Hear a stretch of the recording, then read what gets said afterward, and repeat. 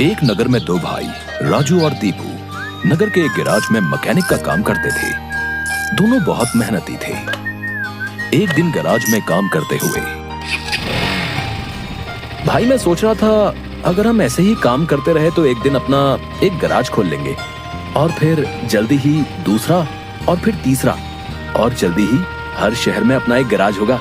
ये कहने के बाद दोनों राजू और दीपू अपना काम बंद करके मुस्कुराते हुए ऊपर की ओर देखते हुए अपने ख्यालों में खो जाते हैं। सपने में राजू और दीपू अपने नए गैराज के उद्घाटन की रिबन काट रहे हैं। तभी पीछे से उसकी पीठ पर कोई धक्का देता है और दोनों घबरा के सपने से बाहर आते हैं। राजू के बगल में उसकी गैराज का मालिक, ग्रे शर्ट, काले पैंट, सिमटे हुए बाल और आंखों पे चश्मा। तुम दोनों से एक काम सही से नहीं होता। कल एक गाड़ी तुम लोगों ने बना के दी थी, ग्राहक का फोन आया था, उनकी गाड़ी से धुआं निकल रहा है और रास्ते में बंद हो गई है। ये 1 महीने में तुम्हारी 8वीं शिकायत है। मैं तुम दोनों को अभी काम से निकालता हूँ। निकल जाओ मेरे गैराज से। मालिक, पर यह भी तो हो सकता है उसकी गाड़ी खराब हो। हमने तो ठीक से ही काम किया था। खराब गाड़ियों को ठीक करना ही हमारा काम है। निकल जाओ यहाँ से। और मालिक दोनों को धक्के मार के बाहर निकाल देता है। राजू और दीपू अपने छोटे से कमरे की बिस्तर पर हैं। सामने की दीवार पर विष्णु भगवान की तस्वीर टंगी है। दीपू राजू से, भाई हम हर जगह मन लगा के काम करते हैं, फिर भी हमें हर जगह से निकाल दिया जाता है। किसी को हमारी कद्र ही नहीं। हाँ भाई, यहाँ किसी को हमारी कद्र नहीं है। चल किसी दूसरी जगह जाते हैं, वहाँ शायद हमारी कीमत हो। भाई पर हम वहाँ करेंगे क्या? याद है माँ कहती थी कि भगवान का नाम लेने से सब मिल जाता है। हाँ चल सामान बांध, अब हम यही करेंगे। भगवान का नाम लेंगे और पैसे कमाएंगे। वो कैसे?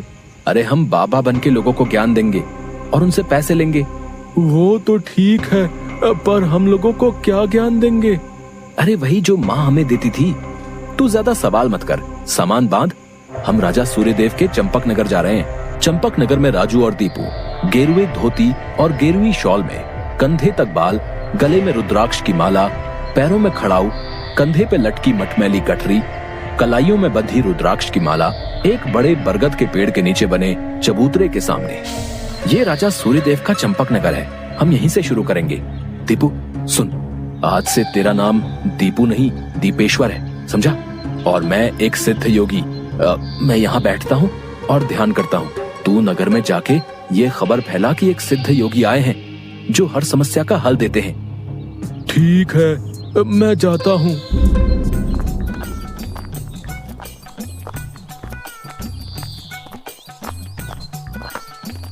भाई हमारे सिद्ध बाबा जी के लिए कुछ दान दो। ये कौन से बाबा हैं और कहाँ हैं? बड़े सिद्ध बाबा हैं, उनके पास हर समस्या का हल है। नगर के बाहर जो बड़ा बरगद का पेड़ है ना, वहाँ ठहरे हुए हैं। अगर तुम्हें कोई समस्या हो तो उनसे जाके मिल लो, वो तुम्हें हल जरूर बताएंगे।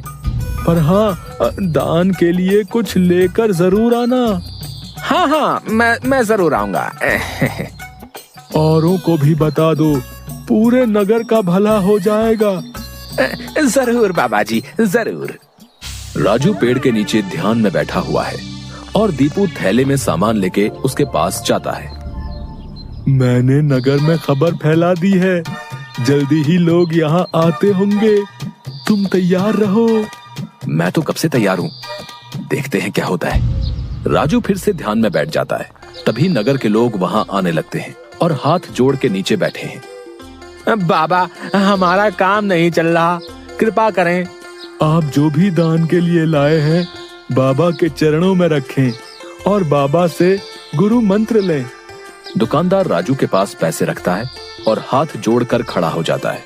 राजू इशारे से दुकानदार को अपने पास बुलाता है और उसके कान में कहता है, श्री राम, हर बिक्री के समय मन में ये नाम का जाप करो, बिक्री बढ़ जाएगी। याद रहे, अपना ये मंत्र किसी को नहीं बताना, अपनी पत्नी को भी नहीं। जैसी आपकी आज्ञा बाबा जी। महाराज, आप राजकुमारी के लिए एक योग्य वर तलाश रहे थे। हमारे गांव में एक सिद्ध योगी आए हैं जो तेजवान हैं और राजकुमारी के लिए एकदम श्रेष्ठ हैं। गुरुदेव, मुझे आपके चयन पर पूरा विश्वास है। अगर आपने चुना है तो वो राजकुमारी के लिए अवश्य ही उत्तम होगा। सोने जवाहरात और अनेक उपहार लाओ।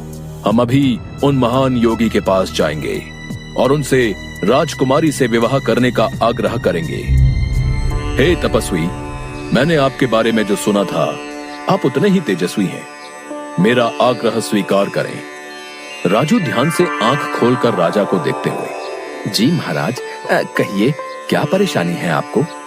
मेरी इच्छा है कि आप मेरी पुत्री से विवाह करें और ये उपहार स्वीकार करें। राजू काफी देर तक उपहार में लाए सोने चांदी और अनेक वस्त्र और उपहारों को देखता है, फिर राजा की ओर मुड़ता है। महाराज, मैं तो एक सन्यासी हूँ, मुझे इन सब से क्या लेना? मुझे क्षमा करें, मैं आपकी बात नहीं मान सकता। दीपू चौंकते हुए राजू को देखता है। मैंने जो सुना था, आप उससे भी महान हैं। मुझे क्षमा करें यदि मैंने आपका अनादर किया हो। आप जब तक यहाँ हैं, मैं कोशिश करूंगा आपको कोई दिक्कत ना हो। और राजा सूर्यदेव को प्रणाम करके वापस चले जाते हैं। अरे राजू, ये क्या कर दिया तुमने? इतना अच्छा मौका हाथ से जाने दिया। अरे राज करते हम लोग। राज, तुम्हें ये क्या हो गया है? मैं यही सोच रहा था, लेकिन फिर मैंने सोचा कि इतने दिनों से ईश्वर का नाम लेते लेते इतना तो समझ आ गया है कि ईश्वर के नाम अमृत में ऐसा क्या है जो मीरा सारा राजसी ठाट छोड़कर वैरागन बन गई। क्यों प्रहलाद ने अपने पिता की इतनी यातनाएं सही? मुझे भी राम नाम का धन मिल गया है जिसके आगे इस दुनिया का सारा धन फीका है। मुझे ये सब नहीं पता। हम यहाँ पैसे कमाने आए थे, ना कि साधु बनने। मैं चला, मैं अकेले ही सब संभाल लूंगा। तुम्हें जो ठीक लगे करो, पर अगर किसी मुसीबत में फंस जाओ, पूरी श्रद्धा से ईश्वर का नाम लेना, तुम्हारी मुसीबत दूर हो जाएगी। तुम्हारा दिमाग खराब हो गया है? इतनी आसानी से मुसीबत दूर होती तो सभी खुश होते। राजू बस उसे देखकर मुस्कुराता है और ध्यान में बैठ जाता है। दीपू अपनी पोटली उठा के गांव में चल देता है। क्यों भाई, कैसा चल रहा है? हाँ भाई, सब बढ़िया है और अब घर में सुख शांति भी है। ये भी बेवकूफ बन गया। राजू है तो चालाक। उसने ऐसी युक्ति की कि कोई उस पर सवाल नहीं उठा सकता। कुछ राशन दान करो। जरूर। दुकानदार राजू के थैले में चावल डालने जाता है। तभी दीपू, ये क्या दे रहे हो? इतनी मिठाइयाँ और मेवे तुम्हारी दुकान में है और तुम ये कच्चे चावल दे रहे हो? इनमें से कुछ दो। पर बाबा तो ये सब नहीं कहते। तुम्हें क्या करना है? जितना कह रहा हूँ वो करो। दीपू आगे जाता है और जोहरी की दुकान में दुकानदार से, और भाई जोहरी, कैसी चल रही है दुकानदारी?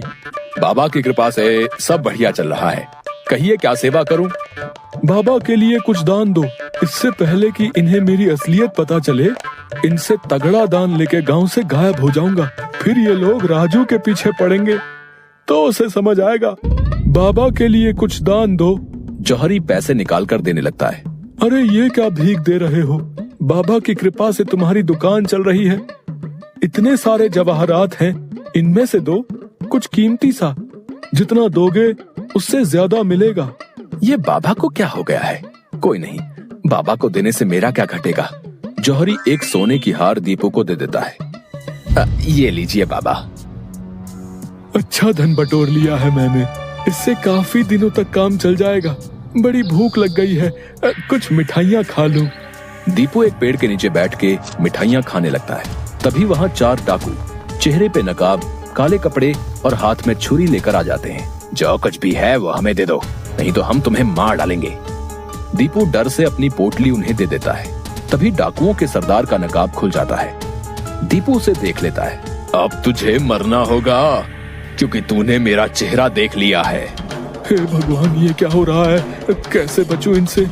भागने की कोशिश की तो ये लोग पकड़ लेंगे। क्या करूं? तभी उसे राजू की बात याद आती है। अगर किसी मुसीबत में फंस जाओ, पूरी श्रद्धा से ईश्वर का नाम लेना, तुम्हारी मुसीबत दूर हो जाएगी। दीपू आंखें बंद कर घुटने पर बैठकर, हे नारायण मेरी रक्षा करो, हे नारायण मेरी रक्षा करो। डाकू का सरदार दीपू को उठाकर, सुन, राजा के सिपाही हमारी ओर आ रहे हैं, इसलिए तुझे छोड़ रहे हैं। अगर तूने किसी को हमारे बारे में बताने की कोशिश की तो तुझे जिंदा नहीं छोड़ेंगे। ये ले अपनी पोटली। डाकू भाग जाते हैं। दीपू सामने से सिपाहियों को आते देख मन में, हे नारायण, मुझसे भूल हुई जो मैं राजू की बात को समझ नहीं पाया। मैं राजू के पास वापस जा रहा हूँ और उसके साथ रहकर आपके ध्यान में अपना जीवन बिताऊंगा। मुझे माफ कर दो राजू, मैं ईश्वर के नाम की महिमा को नहीं समझ पाया, पर अब मैं समझ गया हूँ और तुम्हारे साथ ईश्वर के नाम का धन कमाना चाहता हूँ। राजू दीपू को गले से लगाता है